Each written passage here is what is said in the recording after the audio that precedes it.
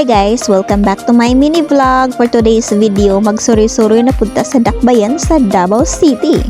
Char, nakayelo ang inyong auntie for the first time. So ako mga kauban papunta mi sa sa office. Kay maglaglag mi dito. Anyway, ang among routine yun every other Saturday naman adto gyud mig office. So nanami diri sa elevator. Okay, so mukatkat na ta dito sa 9th floor. Mukatkat jud. Og naabot na mi sa 9th floor. Og wala kayo ta. Okay, Sabado man. Og mao na ning among office di ay guys. Tour. Ayan. So, kani, waiting pa mi. So, waiting. Gali naminaw na mi ani sa training di ay. No, so, seryoso mga person di. After the training, di pwede nga walay kape, no? So, kauban ako mga pag-umangkon nga ang kapira pod ang may choco ra po na ilang giapas mo uban sa lag office. Ayan. So, finally, humanag yun mi dito sa amo ang transaction. And then, gisugat na mi sa akong banakils. So, manguli na daw mi, kay ngit-ngit na mo. Din ang building na mo, guys. Diha mi sa among office. And then, padulong na mi manguli. Og, syempre, maghapit ta. Og, sudan kasi Disney Princess karon kapuyo na og luto. So, dirita sa Chokes to go. Mas masarap pag walang sauce. Tama ba? Dili da embot.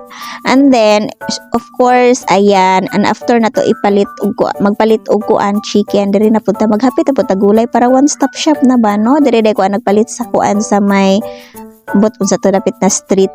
And then of course pang salad na to diha, pamalito na to. And then finally nakauli na gito sa balay. Wag gyud klaro nga voice over oy.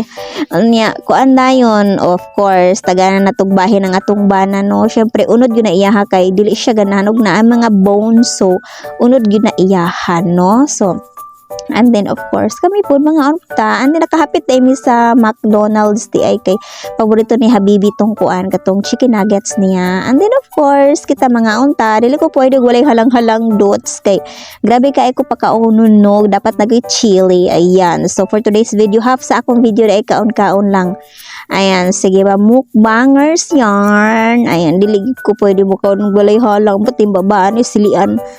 And then of course magkinamuta, naglabs da ko diha. Dili ko arty ha. Taas mo gud akong coco. So taas ang coco sa inyong auntie. So dapat maglabs gyud, no. Di ba lamig ang feeling. And then naaday ko sobra di ay sa mangga. So of course ako na pong gisuwa ang mangga, no. Di ba kay Bisaya man ta, bisan unsa atong isuwa. And then muna naganahan ako sa Makto dito sa may sa may mental area kay dako ka ilang chicken. Bisag ang ilahang crew dito sometimes na ay malimtan. Nag-drive thru kuno Jaime tapos nalimtan da ito ang Sunday. Hindi balik na mo, no. Balik mi kay dili man kumpleto ang order. So buti na lang mabait inyong auntie. Okay ra ko na nga saba. Char, bawal mga saba ay. And kani dayon of course mga una rin taog ay ako rin gikaon ang last part sa mangga. Man exciting part. Murag panghimagas na siguro na akong gibuhat, no. Ayan, so bagoong mo diha. Pag nagakaon ko nagachika-chika mi sa kumanghod ana.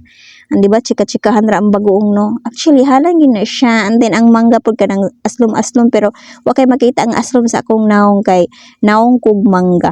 Naong mangga ba? Dili oy naong nagplanggan.